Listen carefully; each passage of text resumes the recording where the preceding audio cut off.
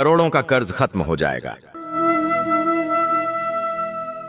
इस आधुनिक समय में लोगों की जीवन शैली में व्यापक बदलाव हुआ है भक्तों। आजकल लोग सुख सुविधाओं के आदी हो गए हैं। अपनी सुख सुविधाओं को पूर्ण करने के लिए कई लोग बैंक से लोन लेकर घर और गाड़ी खरीदते हैं। कुछ लोग लग्जरी लाइफस्टाइल जीने के लिए क्रेडिट कार्ड का इस्तेमाल करते हैं। लेकिन जब कर्ज चुकाने की बारी आती है तो कई लोगों को काफी परेशानी होती है। ज्योतिष शास्त्र के अनुसार धन की देवी माँ लक्ष्मी कर्ज लेने वाले व्यक्तियों से नाराज रहती हैं। साथ ही कुंडली में ग्रह दशा अनुकूल न रहने और वास्तु दोष के चलते व्यक्ति की आर्थिक स्थिति डगमगा जाती है और वह व्यक्ति कर्ज के नीचे दब जाता है। अगर आप भी कर्ज की समस्या से निजात पाकर सभी सुखों से परिपूर्ण रहना चाहते हैं तो गलत लोगों की सलाह और गलत काम से दूरी बनाकर सही कर्म करते हुए भगवान विष्णु के इस दिव्य मंत्र का 11 से 21 दिन तक जाप करें या मंत्र उच्चारण पाठ को सुनते समय भगवान विष्णु जी का ध्यान करते हुए अपने जीवन को कर्ज ऋण से मुक्त रखने और सभी सुखों से परिपूर्ण करने की विनती भगवान विष्णु जी से करते हुए मंत्र संख्या के अनुसार मंत्र उच्चारण पाठ को पूरा 108 बार जरूर सुनें। करोड़ों का कर्ज खत्म करके भगवान विष्णु आपकी सभी मनोकामनाओं को पूर्ण करना प्रारंभ कर देंगे, क्योंकि ये बहुत ही प्रभावशाली दिव्य मंत्र है भक्तों। मंत्र मुग्ध होकर पूरा श्रवण करें। शांताकारं भुजंगशयनं पद्मनाभं सुरेशं विश्वाधारं गगनसदृशं मेघवर्णं शुभांगं लक्ष्मीकान्तं कमलनयनं योगिभिर्ध्यानगम्यं वन्दे विष्णुं भवभयहरं सर्वलोकैकनाथं। शांताकारं भुजंगशयनं पद्मनाभं सुरेशं विश्वाधारं गगनसदृशं मेघवर्णं शुभांगं लक्ष्मीकान्तं कमलनयनं योगिभिर्ध्यानगम्यं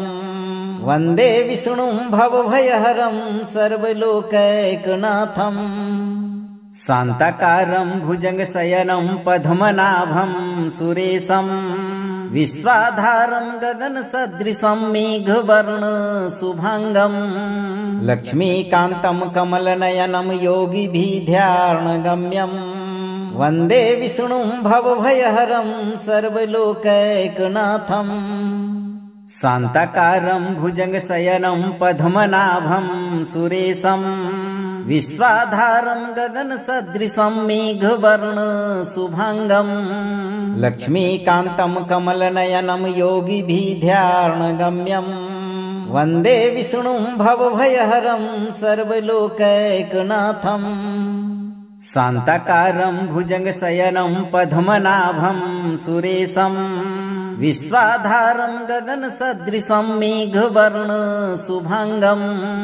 लक्ष्मीकान्तं कमलनयनं योगिभिर्ध्यानगम्यं वन्दे विष्णुं भवभयहरं सर्वलोकैकनाथं। शांताकारं भुजंगशयनं पद्मनाभं सुरेशं विश्वाधारं गगनसदृशं मेघवर्णं शुभांगं लक्ष्मीकान्तं कमलनयनं योगिभिर्ध्यानगम्यं वन्दे विष्णुं भवभयहरं सर्वलोकैकनाथं।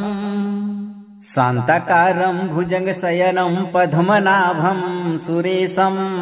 विश्वाधारं गगनसदृशं मेघवर्णं शुभांगं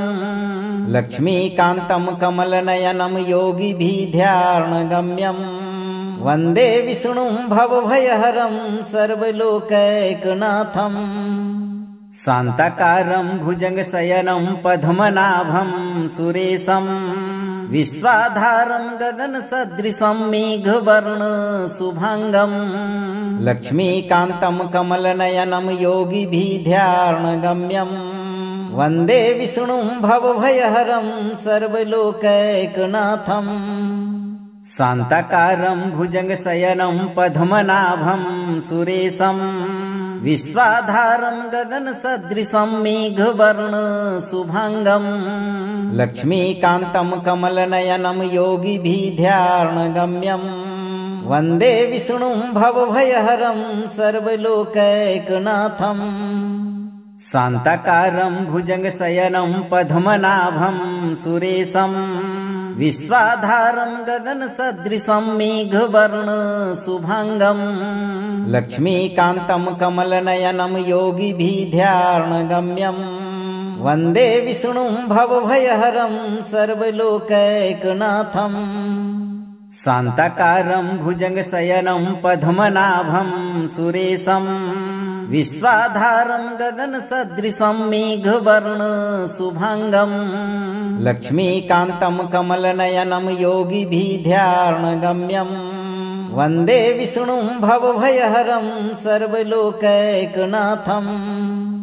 शान्ताकारं भुजगशयनं पद्मनाभं सुरेशं विश्वाधारं गगनसदृशं मेघवर्ण शुभांगं लक्ष्मीकान्तं कमलनयनं योगिभिर्ध्यानगम्यं वन्दे विष्णुं भवभयहरं सर्वलोकैकनाथं शान्ताकारं भुजगशयनं पद्मनाभं सुरेशं विश्वाधारं गगनसदृशं मेघवर्ण शुभांगं लक्ष्मीकान्तं कमलनयनं योगिभिर्ध्यानगम्यं वन्दे विष्णुं भवभयहरं सर्वलोकैकनाथं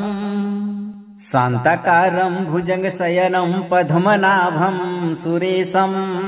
विश्वाधारं गगनसदृशं मेघवर्ण शुभांगं लक्ष्मीकान्तं कमलनयनं योगिभिर्ध्यानगम्यं वन्दे विष्णुं भवभयहरं सर्वलोकैकनाथं शान्ताकारं भुजगशयनं पद्मनाभं सुरेशं विश्वाधारं गगनसदृशं मेघवर्ण शुभांगं लक्ष्मीकान्तं कमलनयनं योगिभिर्ध्यानगम्यं वन्दे विष्णुं भवभयहरं सर्वलोकैकनाथं शान्ताकारं भुजगशयनं पद्मनाभं सुरेशं विश्वाधारं गगनसदृशं मेघवर्ण शुभांगं लक्ष्मीकान्तं कमलनयनं योगिभिर्ध्यानगम्यं वन्दे विष्णुं भवभयहरं सर्वलोकैकनाथं शान्ताकारं भुजगशयनं पद्मनाभं सुरेशं विश्वाधारं गगनसदृशं मेघवर्ण शुभांगं लक्ष्मीकान्तं कमलनयनं योगिभिर्ध्यानगम्यं वन्दे विष्णुं भवभयहरं सर्वलोकैकनाथं शान्ताकारं भुजगशयनं पद्मनाभं सुरेशं विश्वाधारं गगनसदृशं मेघवर्ण शुभांगं लक्ष्मीकान्तं कमलनयनं योगिभिर्ध्यानगम्यं वन्दे विष्णुं भवभयहरं सर्वलोकैकनाथं शान्ताकारं भुजगशयनं पद्मनाभं सुरेशं विश्वाधारं गगनसदृशं मेघवर्ण शुभांगं लक्ष्मीकान्तं कमलनयनं योगिभिर्ध्यानगम्यं वन्दे विष्णुं भवभयहरं सर्वलोकैकनाथं शान्ताकारं भुजगशयनं पद्मनाभं सुरेशं विश्वाधारं गगनसदृशं मेघवर्ण शुभांगं लक्ष्मीकान्तं कमलनयनं योगिभिर्ध्यानगम्यं वन्दे विष्णुं भवभयहरं सर्वलोकैकनाथं शान्ताकारं भुजगशयनं पद्मनाभं सुरेशं विश्वाधारं गगनसदृशं मेघवर्ण शुभांगं लक्ष्मीकान्तं कमलनयनं योगिभिर्ध्यानगम्यं वन्दे विष्णुं भवभयहरं सर्वलोकैकनाथं शान्ताकारं भुजगशयनं पद्मनाभं सुरेशं विश्वाधारं गगनसदृशं मेघवर्ण शुभांगं लक्ष्मीकान्तं कमलनयनं योगिभिर्ध्यानगम्यं वन्दे विष्णुं भवभयहरं सर्वलोकैकनाथं शान्ताकारं भुजगशयनं पद्मनाभं सुरेशं विश्वाधारं गगनसदृशं मेघवर्ण शुभांगं लक्ष्मीकान्तं कमलनयनं योगिभिर्ध्यानगम्यं वन्दे विष्णुं भवभयहरं सर्वलोकैकनाथं शान्ताकारं भुजगशयनं पद्मनाभं सुरेशं विश्वाधारं गगनसदृशं मेघवर्ण शुभांगं लक्ष्मीकान्तं कमलनयनं योगिभिर्ध्यानगम्यं वन्दे विष्णुं भवभयहरं सर्वलोकैकनाथं शान्ताकारं भुजगशयनं पद्मनाभं सुरेशं विश्वाधारं गगनसदृशं मेघवर्ण शुभांगं लक्ष्मीकान्तं कमलनयनं योगिभिर्ध्यानगम्यं वन्दे विष्णुं भवभयहरं सर्वलोकैकनाथं शान्ताकारं भुजगशयनं पद्मनाभं सुरेशं विश्वाधारं गगनसदृशं मेघवर्ण शुभांगं लक्ष्मीकान्तं कमलनयनं योगिभिर्ध्यानगम्यं वन्दे विष्णुं भवभयहरं सर्वलोकैकनाथं शान्ताकारं भुजगशयनं पद्मनाभं सुरेशं विश्वाधारं गगनसदृशं मेघवर्ण शुभांगं लक्ष्मीकान्तं कमलनयनं योगिभिर्ध्यानगम्यं वन्दे विष्णुं भवभयहरं सर्वलोकैकनाथं शान्ताकारं भुजगशयनं पद्मनाभं सुरेशं विश्वाधारं गगनसदृशं मेघवर्ण शुभांगं लक्ष्मीकान्तं कमलनयनं योगिभिर्ध्यानगम्यं वन्दे विष्णुं भवभयहरं सर्वलोकैकनाथं शान्ताकारं भुजगशयनं पद्मनाभं सुरेशं विश्वाधारं गगनसदृशं मेघवर्ण शुभांगं लक्ष्मीकान्तं कमलनयनं योगिभिर्ध्यानगम्यं वन्दे विष्णुं भवभयहरं सर्वलोकैकनाथं शान्ताकारं भुजगशयनं पद्मनाभं सुरेशं विश्वाधारं गगनसदृशं मेघवर्ण शुभांगं लक्ष्मीकान्तं कमलनयनं योगिभिर्ध्यानगम्यं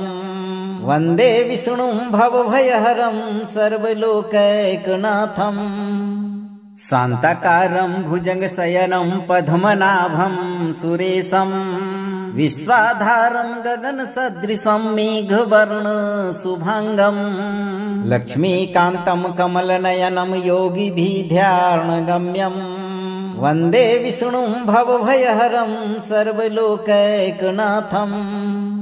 शान्ताकारं भुजगशयनं पद्मनाभं सुरेशं विश्वाधारं गगनसदृशं मेघवर्ण शुभांगं लक्ष्मीकान्तं कमलनयनं योगिभिर्ध्यानगम्यं वन्दे विष्णुं भवभयहरं सर्वलोकैकनाथं शान्ताकारं भुजगशयनं पद्मनाभं सुरेशं विश्वाधारं गगनसदृशं मेघवर्ण शुभांगं लक्ष्मीकान्तं कमलनयनं योगिभिर्ध्यानगम्यं वन्दे विष्णुं भवभयहरं सर्वलोकैकनाथं शान्ताकारं भुजगशयनं पद्मनाभं सुरेशं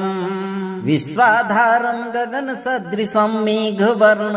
शुभांगं लक्ष्मीकान्तं कमलनयनं योगिभिर्ध्यानगम्यं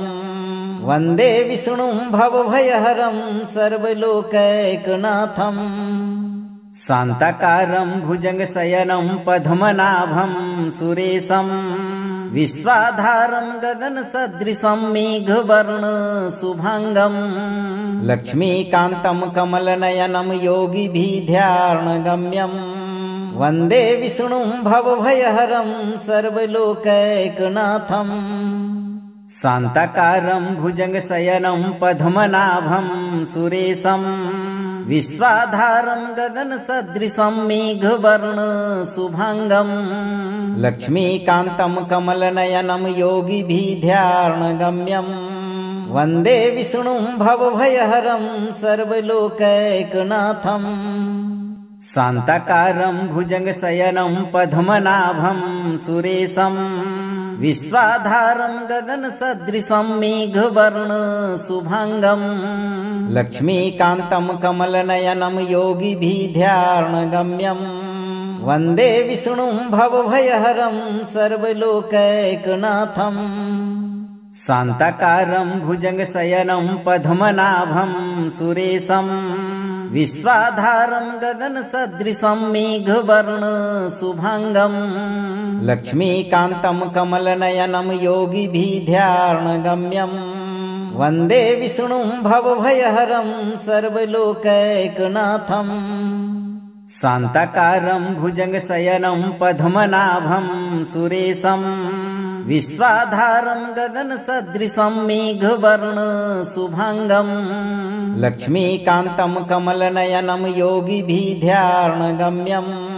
वन्दे विष्णुं भवभयहरं सर्वलोकैकनाथम् शान्ताकारं भुजगशयनं पद्मनाभं सुरेशं विश्वाधारं गगनसदृशं मेघवर्णशुभाङ्गम् लक्ष्मीकान्तं कमलनयनं योगिभिर्ध्यानगम्यम् वन्दे विष्णुं भवभयहरं सर्वलोकैकनाथम् शान्ताकारं भुजगशयनं पद्मनाभं सुरेशं विश्वाधारं गगनसदृशं मेघवर्णशुभाङ्गम् लक्ष्मीकान्तं कमलनयनं योगिभिर्ध्यानगम्यम् वन्दे विष्णुं भवभयहरं सर्वलोकैकनाथम् शान्ताकारं भुजगशयनं पद्मनाभं सुरेशं विश्वाधारं गगनसदृशं मेघवर्णशुभाङ्गम् लक्ष्मीकान्तं कमलनयनं योगिभिर्ध्यानगम्यम् वन्दे विष्णुं भवभयहरं सर्वलोकैकनाथम् शान्ताकारं भुजगशयनं पद्मनाभं सुरेशं विश्वाधारं गगनसदृशं मेघवर्णशुभाङ्गम् लक्ष्मीकान्तं कमलनयनं योगिभिर्ध्यानगम्यम् वन्दे विष्णुं भवभयहरं सर्वलोकैकनाथम् शान्ताकारं भुजगशयनं पद्मनाभं सुरेशं विश्वाधारं गगनसदृशं मेघवर्णशुभाङ्गम् लक्ष्मीकान्तं कमलनयनं योगिभिर्ध्यानगम्यम् वन्दे विष्णुं भवभयहरं सर्वलोकैकनाथम् शान्ताकारं भुजगशयनं पद्मनाभं सुरेशं विश्वाधारं गगनसदृशं मेघवर्णशुभाङ्गम् लक्ष्मीकान्तं कमलनयनं योगिभिर्ध्यानगम्यम् वन्दे विष्णुं भवभयहरं सर्वलोकैकनाथम् शान्ताकारं भुजगशयनं पद्मनाभं सुरेशं विश्वाधारं गगनसदृशं मेघवर्णशुभाङ्गम् लक्ष्मीकान्तं कमलनयनं योगिभिर्ध्यानगम्यम् वन्दे विष्णुं भवभयहरं सर्वलोकैकनाथम् शान्ताकारं भुजगशयनं पद्मनाभं सुरेशं विश्वाधारं गगनसदृशं मेघवर्णशुभाङ्गम् लक्ष्मीकान्तं कमलनयनं योगिभिर्ध्यानगम्यम् वन्दे विष्णुं भवभयहरं सर्वलोकैकनाथम् शान्ताकारं भुजगशयनं पद्मनाभं सुरेशं विश्वाधारं गगनसदृशं मेघवर्णशुभाङ्गम् लक्ष्मीकान्तं कमलनयनं योगिभिर्ध्यानगम्यम् वन्दे विष्णुं भवभयहरं सर्वलोकैकनाथम् शान्ताकारं भुजगशयनं पद्मनाभं सुरेशं विश्वाधारं गगनसदृशं मेघवर्णशुभाङ्गम् लक्ष्मीकान्तं कमलनयनं योगिभिर्ध्यानगम्यम् वन्दे विष्णुं भवभयहरं सर्वलोकैकनाथम् शान्ताकारं भुजगशयनं पद्मनाभं सुरेशं विश्वाधारं गगनसदृशं मेघवर्णशुभाङ्गम् लक्ष्मीकान्तं कमलनयनं योगिभिर्ध्यानगम्यम् वन्दे विष्णुं भवभयहरं सर्वलोकैकनाथम् शान्ताकारं भुजगशयनं पद्मनाभं सुरेशं विश्वाधारं गगनसदृशं मेघवर्णशुभाङ्गम् लक्ष्मीकान्तं कमलनयनं योगिभिर्ध्यानगम्यम् वन्दे विष्णुं भवभयहरं सर्वलोकैकनाथम् शान्ताकारं भुजगशयनं पद्मनाभं सुरेशं विश्वाधारं गगनसदृशं मेघवर्णशुभाङ्गम् लक्ष्मीकान्तं कमलनयनं योगिभिर्ध्यानगम्यम् वन्दे विष्णुं भवभयहरं सर्वलोकैकनाथम् शान्ताकारं भुजगशयनं पद्मनाभं सुरेशं विश्वाधारं गगनसदृशं मेघवर्णशुभाङ्गम्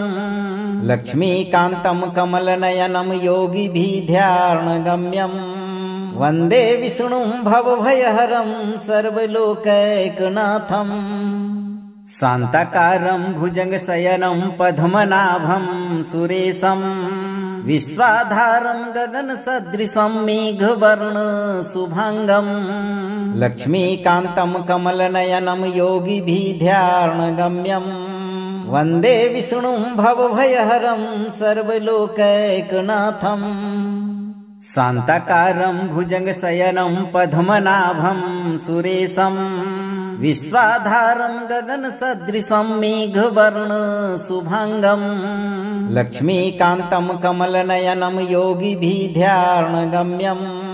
वन्दे विष्णुं भवभयहरं सर्वलोकैकनाथम् शान्ताकारं भुजगशयनं पद्मनाभं सुरेशं विश्वाधारं गगनसदृशं मेघवर्णशुभाङ्गम् लक्ष्मीकान्तं कमलनयनं योगिभिर्ध्यानगम्यम् वन्दे विष्णुं भवभयहरं सर्वलोकैकनाथम् शान्ताकारं भुजगशयनं पद्मनाभं सुरेशं विश्वाधारं गगनसदृशं मेघवर्णशुभाङ्गम् लक्ष्मीकान्तं कमलनयनं योगिभिर्ध्यानगम्यम् वन्दे विष्णुं भवभयहरं सर्वलोकैकनाथम् शान्ताकारं भुजगशयनं पद्मनाभं सुरेशं विश्वाधारं गगनसदृशं मेघवर्णशुभाङ्गम् लक्ष्मीकान्तं कमलनयनं योगिभिर्ध्यानगम्यम् वन्दे विष्णुं भवभयहरं सर्वलोकैकनाथम् शान्ताकारं भुजगशयनं पद्मनाभं सुरेशं विश्वाधारं गगनसदृशं मेघवर्णशुभाङ्गम् लक्ष्मीकान्तं कमलनयनं योगिभिर्ध्यानगम्यम् वन्दे विष्णुं भवभयहरं सर्वलोकैकनाथम् शान्ताकारं भुजगशयनं पद्मनाभं सुरेशं विश्वाधारं गगनसदृशं मेघवर्णशुभाङ्गम् लक्ष्मीकान्तं कमलनयनं योगिभिर्ध्यानगम्यम् वन्दे विष्णुं भवभयहरं सर्वलोकैकनाथम् शान्ताकारं भुजगशयनं पद्मनाभं सुरेशं विश्वाधारं गगनसदृशं मेघवर्णशुभाङ्गम् लक्ष्मीकान्तं कमलनयनं योगिभिर्ध्यानगम्यम् वन्दे विष्णुं भवभयहरं सर्वलोकैकनाथम् शान्ताकारं भुजगशयनं पद्मनाभं सुरेशं विश्वाधारं गगनसदृशं मेघवर्णं शुभांगं लक्ष्मीकान्तं कमलनयनं योगिभिः ध्यानगम्यं वन्दे विष्णुं भवभयहरं सर्वलोकैकनाथं शान्ताकारं भुजगशयनं पद्मनाभं सुरेशं विश्वाधारं गगनसदृशं मेघवर्णं शुभांगं लक्ष्मीकान्तं कमलनयनं योगिभिः ध्यानगम्यं वन्दे विष्णुं भवभयहरं सर्वलोकैकनाथं शान्ताकारं भुजगशयनं पद्मनाभं सुरेशं विश्वाधारं गगनसदृशं मेघवर्णं शुभांगं लक्ष्मीकान्तं कमलनयनं योगिभिः ध्यानगम्यं वन्दे विष्णुं भवभयहरं सर्वलोकैकनाथं शान्ताकारं भुजगशयनं पद्मनाभं सुरेशं विश्वाधारं गगनसदृशं मेघवर्णं शुभांगं लक्ष्मीकान्तं कमलनयनं योगिभिः ध्यानगम्यं वन्दे विष्णुं भवभयहरं सर्वलोकैकनाथं शान्ताकारं भुजगशयनं पद्मनाभं सुरेशं विश्वाधारं गगनसदृशं मेघवर्णं शुभांगं लक्ष्मीकान्तं कमलनयनं योगिभिः ध्यानगम्यं वन्दे विष्णुं भवभयहरं सर्वलोकैकनाथं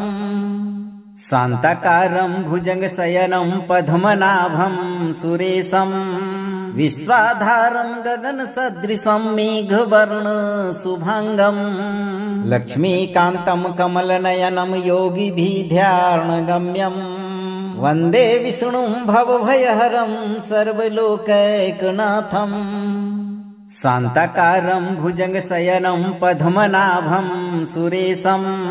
विश्वाधारं गगनसदृशं मेघवर्णं शुभांगं लक्ष्मीकान्तं कमलनयनं योगिभिः ध्यानगम्यं वन्दे विष्णुं भवभयहरं सर्वलोकैकनाथं शान्ताकारं भुजगशयनं पद्मनाभं सुरेशं विश्वाधारं गगनसदृशं मेघवर्णं शुभांगं लक्ष्मीकान्तं कमलनयनं योगिभिः ध्यानगम्यं वन्दे विष्णुं भवभयहरं सर्वलोकैकनाथं शान्ताकारं भुजगशयनं पद्मनाभं सुरेशं विश्वाधारं गगनसदृशं मेघवर्णं शुभांगं लक्ष्मीकान्तं कमलनयनं योगिभिः ध्यानगम्यं वन्दे विष्णुं भवभयहरं सर्वलोकैकनाथं शान्ताकारं भुजगशयनं पद्मनाभं सुरेशं विश्वाधारं गगनसदृशं मेघवर्णं शुभांगं लक्ष्मीकान्तं कमलनयनं योगिभिः ध्यानगम्यं वन्दे विष्णुं भवभयहरं सर्वलोकैकनाथं शान्ताकारं भुजगशयनं पद्मनाभं सुरेशं विश्वाधारं गगनसदृशं मेघवर्णं शुभांगं लक्ष्मीकान्तं कमलनयनं योगिभिः ध्यानगम्यं वन्दे विष्णुं भवभयहरं सर्वलोकैकनाथं शान्ताकारं भुजगशयनं पद्मनाभं सुरेशं विश्वाधारं गगनसदृशं मेघवर्णं शुभांगं लक्ष्मीकान्तं कमलनयनं योगिभिः ध्यानगम्यं वन्दे विष्णुं भवभयहरं सर्वलोकैकनाथं शान्ताकारं भुजगशयनं पद्मनाभं सुरेशं विश्वाधारं गगनसदृशं मेघवर्णं शुभांगं लक्ष्मीकान्तं कमलनयनं योगिभिः ध्यानगम्यं वन्दे विष्णुं भवभयहरं सर्वलोकैकनाथं शान्ताकारं भुजगशयनं पद्मनाभं सुरेशं विश्वाधारं गगनसदृशं मेघवर्णं शुभांगं लक्ष्मीकान्तं कमलनयनं योगिभिर्ध्यानगम्यं वन्दे विष्णुं भवभयहरं सर्वलोकैकनाथं शान्ताकारं भुजगशयनं पद्मनाभं सुरेशं विश्वाधारं गगनसदृशं मेघवर्णं शुभांगं लक्ष्मीकान्तं कमलनयनं योगिभिर्ध्यानगम्यं वन्दे विष्णुं भवभयहरं सर्वलोकैकनाथं शान्ताकारं भुजगशयनं पद्मनाभं सुरेशं विश्वाधारं गगनसदृशं मेघवर्णं शुभांगं लक्ष्मीकान्तं कमलनयनं योगिभिर्ध्यानगम्यं वन्दे विष्णुं भवभयहरं सर्वलोकैकनाथं शान्ताकारं भुजगशयनं पद्मनाभं सुरेशं विश्वाधारं गगनसदृशं मेघवर्णं शुभांगं लक्ष्मीकान्तं कमलनयनं योगिभिर्ध्यानगम्यं वन्दे विष्णुं भवभयहरं सर्वलोकैकनाथं शान्ताकारं भुजगशयनं पद्मनाभं सुरेशं विश्वाधारं गगनसदृशं मेघवर्णं शुभांगं लक्ष्मीकान्तं कमलनयनं योगिभिर्ध्यानगम्यं वन्दे विष्णुं भवभयहरं सर्वलोकैकनाथं शान्ताकारं भुजगशयनं पद्मनाभं सुरेशं विश्वाधारं गगनसदृशं मेघवर्णं शुभांगं लक्ष्मीकान्तं कमलनयनं योगिभिर्ध्यानगम्यं वन्दे विष्णुं भवभयहरं सर्वलोकैकनाथं शान्ताकारं भुजगशयनं पद्मनाभं सुरेशं विश्वाधारं गगनसदृशं मेघवर्णं शुभांगं लक्ष्मीकान्तं कमलनयनं योगिभिर्ध्यानगम्यं वन्दे विष्णुं भवभयहरं सर्वलोकैकनाथं शान्ताकारं भुजगशयनं पद्मनाभं सुरेशं विश्वाधारं गगनसदृशं मेघवर्णं शुभांगं लक्ष्मीकान्तं कमलनयनं योगिभिर्ध्यानगम्यं वन्दे विष्णुं भवभयहरं सर्वलोकैकनाथं शान्ताकारं भुजगशयनं पद्मनाभं सुरेशं विश्वाधारं गगनसदृशं मेघवर्णं शुभांगं लक्ष्मीकान्तं कमलनयनं योगिभिर्ध्यानगम्यं वन्दे विष्णुं भवभयहरं सर्वलोकैकनाथं शान्ताकारं भुजगशयनं पद्मनाभं सुरेशं विश्वाधारं गगनसदृशं मेघवर्णं शुभांगं लक्ष्मीकान्तं कमलनयनं योगिभिर्ध्यानगम्यं वन्दे विष्णुं भवभयहरं सर्वलोकैकनाथं शान्ताकारं भुजगशयनं पद्मनाभं सुरेशं विश्वाधारं गगनसदृशं मेघवर्णं शुभांगं लक्ष्मीकान्तं कमलनयनं योगिभिर्ध्यानगम्यं वन्दे विष्णुं भवभयहरं सर्वलोकैकनाथं शान्ताकारं भुजगशयनं पद्मनाभं सुरेशं विश्वाधारं गगनसदृशं मेघवर्णं शुभांगं लक्ष्मीकान्तं कमलनयनं योगिभिर्ध्यानगम्यं वन्दे विष्णुं भवभयहरं सर्वलोकैकनाथं